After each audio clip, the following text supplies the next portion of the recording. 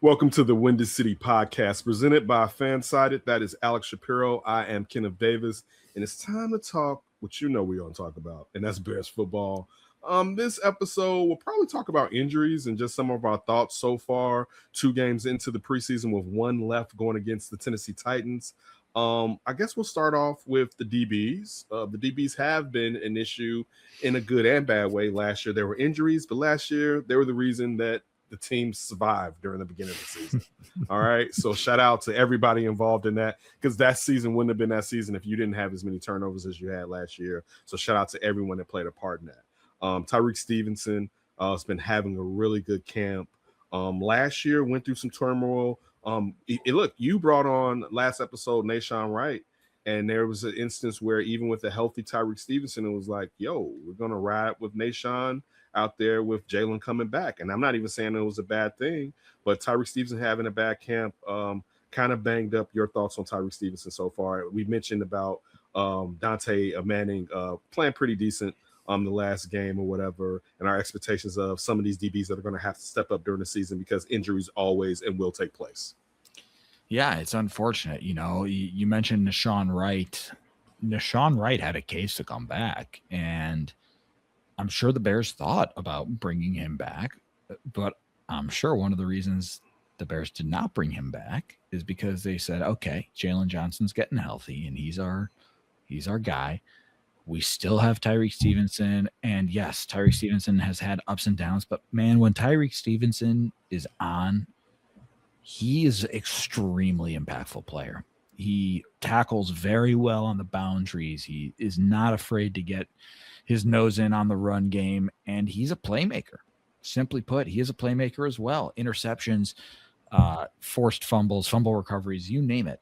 So it was a bit of a gamble. Hey, we're gonna ride with Tyreek Stevenson. We're gonna draft a guy in Malik Muhammad, and now that depth is going to be tested early again, second year in a row.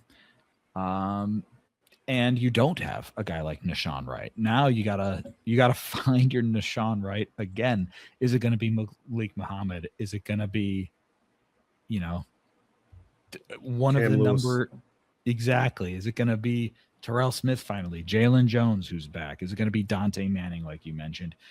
They are left wondering again. And again, this is going to be an important position because if that pass rush doesn't improve, if Neville Gallimore doesn't shore up that run defense and Shamar Turner doesn't shore up that run defense, and the Bears are facing 3rd and 2 a lot more than they're facing 3rd and 8, it's going to be a lot more pressure on those DBs. So, I mean, it has just been extremely poor luck in terms of injury fortune or injury misfortune for the Bears this summer. I mean, the names have just absolutely piled up, and Tyreek Stevenson is an important guy on this defense. And if he's not able to go week 1, it's already out the gate. The Bears just playing without a full deck, like seriously without a full deck. Like they might be down to 45 cards now instead of 52.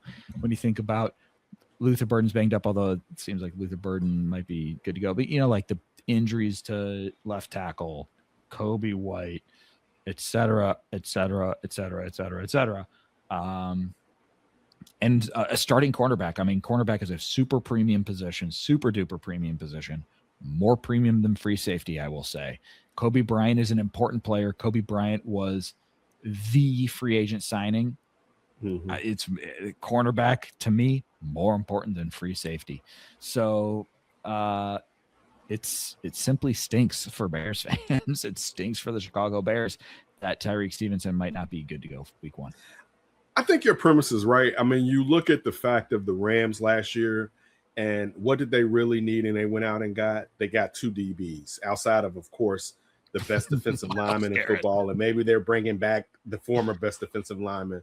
Right. But your point about the importance that team placed on having 2 DBs, but I feel like teams that have 2 decent or good corners and their safeties are trash, that's the part. Like, look at some of the moves that the Eagles have had to try to make during their championship windows where it was like, yo, we kind of need, safeties. That's one thing they've kind of really switched around during those windows. But I think your premise is right. My thoughts is this. Tyreek Stevenson has tremendous physical attributes, right? He's extremely athletic, still hasn't put it consistently together. So I haven't seen enough to where I'm like, oh, damn, Tyreek ain't here. And also, when I look at Al Harris and what he's been able to do, sure. I mean, we'll see. And again, I think I'll probably feel a certain kind of way if he was out.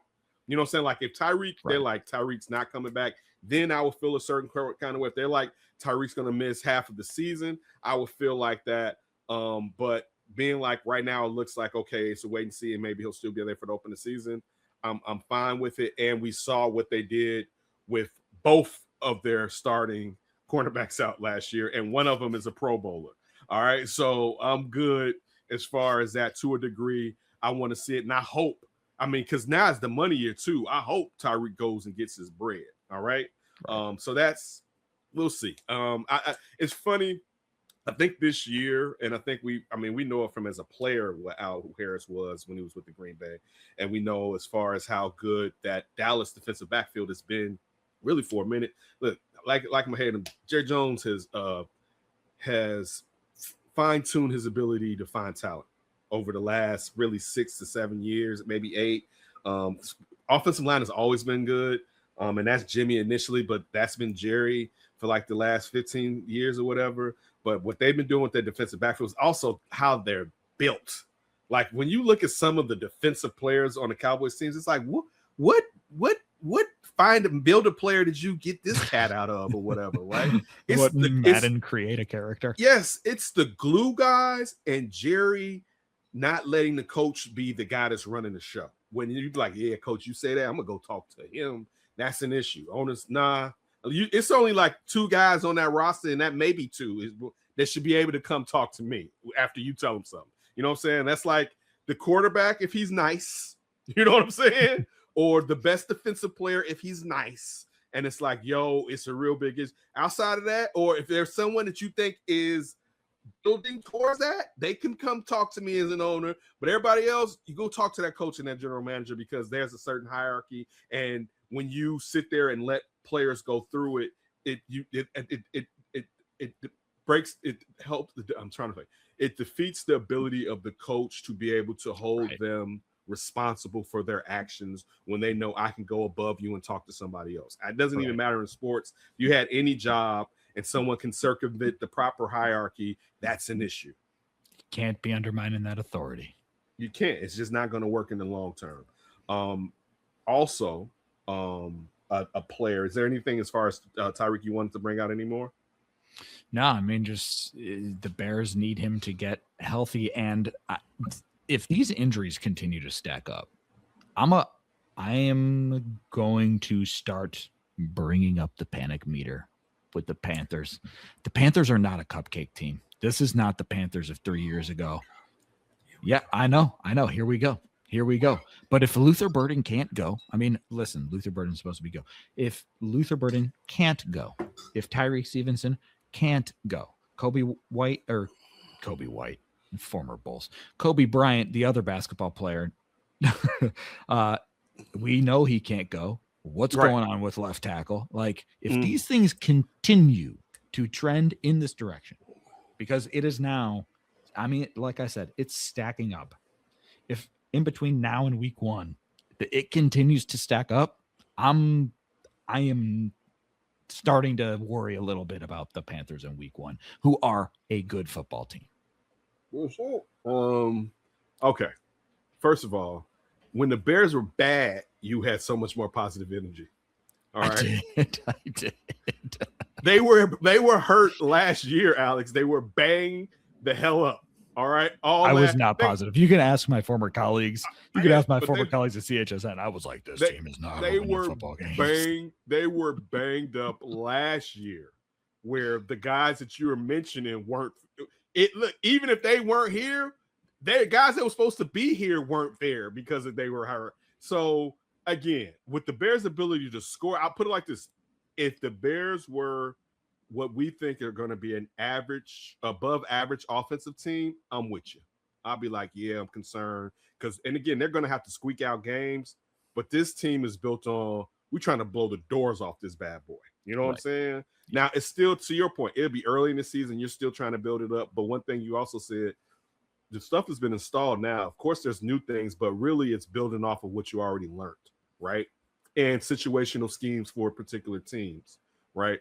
So I'm not going to be as worried because this team was banged up and they still pulled off what they pulled off. And at least now they kind of know what they need to do when they're in this next man up situation. So I don't even want to, I won't, again, I was going to say this the way I thought you were going to go. There's going to be a time, and we'll revisit this season, but really next year, where we're going to have to talk about whatever this training staff is doing with these players.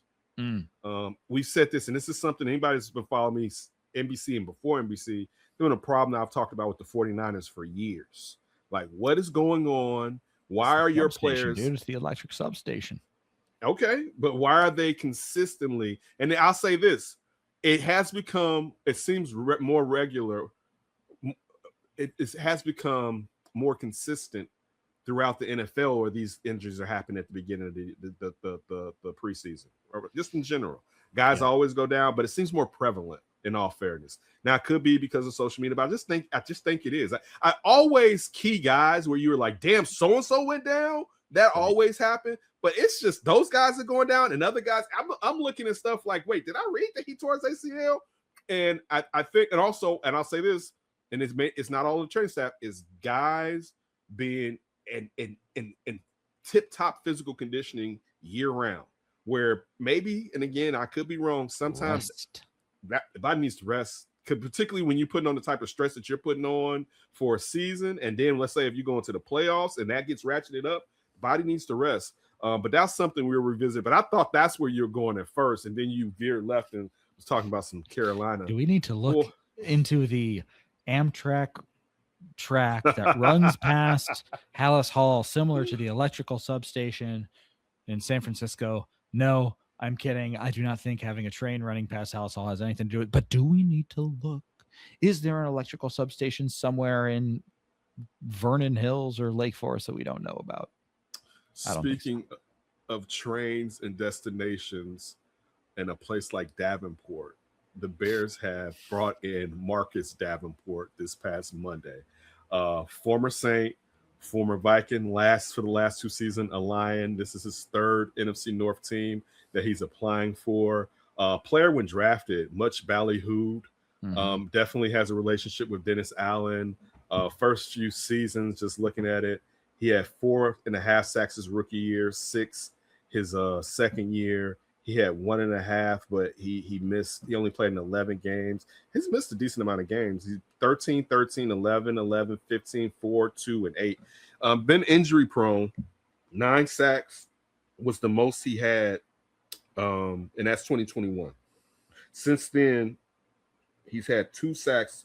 It's his high, and that was for the Minnesota Vikings. So, I mean, it's some guys. If we was gonna do this. All right, and I don't know if he wanted to come here, and I wasn't even big on the Von Miller get off, or because Von Miller now is at that point of the run around was like, yeah, but I'd much rather have Von Miller than Marcus Davenport. Oh, really? You'd rather have Von Miller than Marcus Davenport? I know. I'm just saying at this point, yes, I know that sounds ridiculous, but as far as production and where Von Miller was. I'd rather have a journeyman now, Von Miller. If we're gonna do this, right? You know what I'm saying? Like, as many times this is a familiarity thing. This is a familiarity thing. But I hear what you're saying. I hear what you're saying. I get familiar with Von too. DA and Von can get real familiar in a short amount of time. Real quick. That's a good point. It's funny. Also, I remember. Go ahead. Finish what you're about to say. No, you finish up. Go. It's funny. I remember the 2018 draft vividly. Shout out Paul Aspen, who was a Bears content leader at NBC Sports Chicago at the time, and making a dozen the Bears drafted so-and-so videos or on the clock videos as we were getting ready for the draft. and really falling in love with Marcus Davenport as I was working on all of these videos to push out and thinking he was going to be the guy instead of Roquan Smith. And now here we go. And Marcus Davenport is a guy who really did not live up to the hype. You were right. He was super ballyhooed, like one of those mid-major guys. Like what was it, like UTSA or something? Texas, San Antonio. What, Texas, San Antonio. All right, nailed it. UTSA. Mm-hmm. So he had that one great year, right? He had one great year with the Saints. And that was a long time ago, to be honest. But you mentioned it. You mentioned I can get real familiar with Von Miller real quick. Obviously, that familiarity has something to do with this thing. So that one great year with the Saints, the defensive coordinator, obviously, Dennis Allen. So it seems to me, what are you sprinkling, Kenneth? What are you sprinkling? Hate. You know who I can get familiar with and who Marcus Davenport inability to stay on the field affected the most, since we're getting familiar? I can get familiar with Cameron Jordan, who was a free agent. All right. Absolutely. And maybe it's like, hey, if I'm not going to contender, I may as well finish it up here in New Orleans. I'm going to be one of the greatest New Orleans Saints players. Guess what, Cameron? You still would have been. And you could have brought your ass up here for a title chance. And guess who's going to be the defensive coordinator? Your former head coach and defensive coordinator, Dennis Allen. If we're going to play the familiar contest, I would have gotten more familiar with that than Marcus. I ain't who I was supposed to be, Davenport. I don't know anything. This is entirely speculation. This is not based in anything that I know, knowledge, whatever, what have you. I can imagine a world in which Dennis Allen's first choice is Cameron Jordan, and they are talking with Cameron Jordan, and then Cameron Jordan's like, yeah, I'm not doing it, or the numbers don't match up, whatever. You're right. So there is a world in which they go down the Cameron Jordan path, and it doesn't work out. So they're like, all right, let's hit up Marcus Davenport. But do you know what this reminds me of? Is last year's C.J. Gardner-Johnson move, where C.J. Gardner-Johnson, it had been a long time since that guy had been effective. And DA's like, hey, man, I know what buttons to push with this guy. I know how to send him from the slot. I know how to cover up his weaknesses. And I got some more juice I could squeeze out of C.J. Gardner-Johnson. So I wonder if it's a scenario where DA's like, listen, man, I got this one twist. I got this one. So I shade him over just over here. And we're not gonna get 9 sacks again. I think the 9 sack seasons are probably in the past, but maybe I can get 3.5. And listen, this is a Bears team and a Bears defensive line that should not be turning up their nose to 3.5, 4 sacks, whatever it is. So this is, you got to imagine this is exactly what that is, where DA is like, I know what to do with this guy. There's a little bit of gas left in that tank. I want to put emphasis on something you said. Had been good. Just want to point that out. Had been good is a nice phrase that you used. Had been good. Kenneth, I'm going to be honest. I wouldn't have said this if there wasn't that connection, but it feels like Marcus Davenport, to me, is a lock to make this football team, just because of the relationship, just because the Bears need help on the defensive line. I think it's probably a lock. But do you know what's for real a lock, Kenneth Davis? My bookie has their first lock of the season, and it is an absolute no-brainer. Again, my bookie for the Patriots Seattle NFL kickoff in Seattle. My bookie has one simple question for you. Will the Seahawks raise their championship banner that night? And the answer is yeah, duh, of course they will. Like the whole thing every year, what do? What happens with the defending champions in their home opener? They raise the banner, and there's all the cameras, and there's all the fanfare, and then there's kickoff, right? So yeah, I'm going to be getting in on that action on my bookie for sure. And what's cool is there's going to be more all season long. They're going to have more of these locks of the seasons. I'm sure they're going to be no-brainers like this one too. And what's also crazy, like what would you say the odds are that the Seahawks raise a banner? Minus 10,000. Well, my bookie is giving this to you at plus money, which is outrageous. So again, I'm going to be on my bookie. I'm going to be doing that. And if you want to get in on that before kickoff, sign up at my bookie with our promo code. Please support our show. Our promo code is DaWindy. DAWINDY. Start your season off with a win. It's the best thing in the world. Before the Bears even play, you can start your season off with a win with this lock of the season. Again, my bookie promo code DAWINDY, DAWINDY. Bet on anything, anytime, anywhere. And remember, you must be 21 years or older or 18 or older in select jurisdictions. Terms and conditions apply. Gambling problem? Call 1-800-GAMBLER or visit 1-800-GAMBLER.net for free confidential support. And yes, it is available 24/7. Right there. Let's stay in the trenches, but let's flip it to the other side of the ball. And let's go with a little Jedrick Wills discussion with him moving over, playing a little bit of right, looking like he may not be in the competition for left, a la Ozzie Trapillo, before he got to being left tackle Ozzie Trapillo. It's something that I want to dive into real quick as we do in this episode. Your thoughts on Jedrick Wills kind of moving off, getting pushed off the left tackle scenario now, where you have, you don't know when he's coming back, but you have an activated Ozzie Trapillo. You have you have Braxton, and you have Theo Bennett being the swing guy, but also, and then I like to see it being the guy that seems like right now, if he's the third runner up, if depending on if Ozzie's the starter, and if Ozzie's not, he's the second runner up behind Braxton Jones. I like it. This is the time in the summer to start honing in on these things, right? I think you want to winnow down this competition sooner rather than later, right? You don't want to be looking at 4 guys for the whole preseason, the whole training camp. You want to look at 4 guys, and you want to look at 3 guys, and you want to look at 2 guys, and then you want to get your guy in there and really get ready for the season. So I think the timing is great. If Jedrick Wills wasn't the guy, that's fine. You brought him in here to compete, and like to give Braxton Jones a more legitimate competition, and to give Theo Bennett more competition instead of just having these same 2 guys battle it out. Hey, let's get some new blood in this thing and see how it shakes out.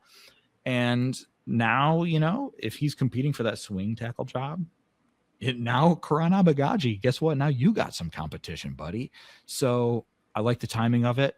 I like the, it's seeming, we'll see. This is all like based on reports we're reading and hearing.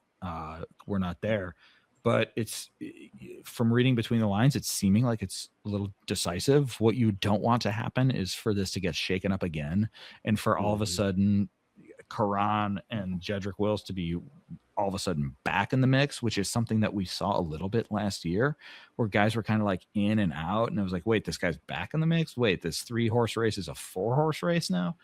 That's what you don't want to see. So I'm all for this move happening at this time. Yeah, obviously trust the coaches to make the decisions and the evaluations that they're making, and hopefully this time next week we will, this thing will be wrapped up. Didn't see Tyson Bagent this weekend, which probably knowingly would have given them more points. Just going over some of the guys that's out. Elijah Hicks, Noah Sewell, and this goes back to your Jack Sanborn point from the last episode on some of the importance of his return, because you have that strong side guy, but also a guy that's on safety teams that's more proficient than Noah. Shamar Turner still hasn't been out there. You got Keyshawn Elliott, too, is a guy that's banged up, just to name a few, and we always can wax poetic about nickel cornerback Kyler Gordon and his situation. The update on Kyler Gordon is there is no update. No update. Do you know what? Okay, we mentioned Nate Davis last time. Can I mention another name that this is starting to remind me of? Shoot. Tevin Jenkins, man. It's starting to smell like Tevin Jenkins, where it was just like, hey, what's going on with Tevin Jenkins? No update. Tevin Jenkins, it was actually even worse. Tevin Jenkins, it was like getting better every day. Arrow pointing up every day. Getting better every day. Arrow pointing up every day. IR. It was wild. But it was the same feeling, like, what's going on? What's going on here? I hope it's going on. I don't want to put this on him. Another added thing to the Tevin Jenkins thing was then all of a sudden maturity became an issue too. right? And it was like, hold on, wait, slow down now. How we get here? And then, it's one of those things where the PR will be won by someone. You know what I'm saying? The narrative will be shaped. Because if you're gonna not play or be out here or play the way, I gotta cover my if I picked you or whatever. So the narrative will be shaped. Listen, to me, and I'll still use the Kyler Fuller situation where you can come back from this. Like 100%. You could, like I'm sure him and Ben Johnson are just like two ships of the night when they see each other at Hallis Hall for the most part. I'm sure Ben maybe says something so it's not like when an HR situation was like, he don't even talk to me. But still, I'm sure if he starts balling, man, ain't nobody gonna care, and he's still getting that check, and it'll be all right. But I hope it gets back to that, and I hope he can stay on the field. I'm to be honest with you, I'm kind of tired of talking about Kyler Gordon. I think if I didn't like him, it'd be easier to do this. You know what I'm saying? I don't want to mention former Bears players where it kind of got bad, but he came back. Speaking of players that came back, I'm not gonna mention his name. Everybody should know who I'm talking about. He was defensive back. He was in the corner. But he came back after people like you listening to on the radio and they're interviewing national people and they're like, is he just quitting? And again, that is still one of the wildest things. And it's not the person that asked the question wild. It's the fact that the play had gotten to the degree that someone would actually ask that question and it's not crazy. That's crazy. You never usually hear people say something like that, particularly while they're interviewing someone national. Because there's like a former player, because there's usually a standard where you don't want to cross over something. But man, now and look, Kyler Gordon can be a player that comes back and we will sweep it under the rug because of the phenomenal plays that he can make, and we've seen him make it before. He just has to do it consistently. He has to get his ass on the field, and so he's going to have to. You know what? I'll use a phrase from another skilled player from the Bears, and that was Roman Dunze. He's going to have to get used to the new normal. Yeah. That's it. He's going to have to get used to the new normal. Extra point, anything before we get out of here? I do have a very quick extra point for you, Kenneth. Go ahead. I'm double dipping video games back to back. I'm going to hit you with another video game. Remember how I said a couple episodes back, Abiotic Factor survival crafting game that I absolutely loved, poured over 100 hours into. Wouldn't you know, as soon as we wrap that, we get phenomenal news. Grounded 2, another survival crafting game, has just hit PS5, and it's absolutely delightful. My gamer boys, we fell in love really with survival crafting games with Grounded 1. The premise is you are a teenager who wakes up and you are just shrunken down in a park. It's Honey, I Shrunk the Kids. And you're in a park and you just got to survive out there. It takes two? Is it Takes Two? No. Okay. It's not. It's called Grounded, and this is Grounded 2. Okay. So basically, like, you're just in a park, and you got to fight ants, and you got to fight very scary spiders, and you got to fight all manner of scary bugs, and you just got to figure out how to get big again. The sequel, your best friend in this video game, if you were interested before, listen to this. Your best friend in the last game who really helps you along is a robot who's obsessed with hamburgers. A hamburger-obsessed robot. And your hamburger-obsessed robot friend has been kidnapped. So you're getting back in. You're going small again to save your hamburger robot friend. And it's wonderful, the changes they've made in this game. A lot of quality of life improvements. Lots of cool stuff where now you're riding bugs, dude. You're like riding a spider and riding a ant. And what I love about this game, is A, it is hard. It is challenging. It requires teamwork. You can actually role play like, all right, I'm going to be the tank. This guy's going to be the damage guy. The other guy's going to be the support. You can get way deep into it, super crunchy. And it's also scary. When you're walking around through the grass and then bam, you're ambushed by an enormous spider. I scream. I pee my pants a little bit every time. And that's great. It's phenomenal. A lot of scares, a lot of screams, a lot of laughs. Tons of fun. Grounded 2. It's one of those games that I'm just like always thinking about. I'm always like, oh man, I can't wait to get back in there. We're going to start doing a video game podcast? Should we? Should we do a video game podcast? Probably do better. We talk Grounded 2 and all the wonderful quality of life improvements from Grounded 1. And then our extra point is, can you believe the play that Roma Dunze made? Right there. All right. That is Alex Shapiro with another great game that hopefully I'm going to check out like the last one. Me and Kenton and I will get into it. We'll definitely be back this week to talk Bears Titans and get ready for the season, a little bit of fantasy. I always appreciate you all taking a little time. This is Alex Shapiro, Kenneth Davis for the Windy City Podcast on Fansided.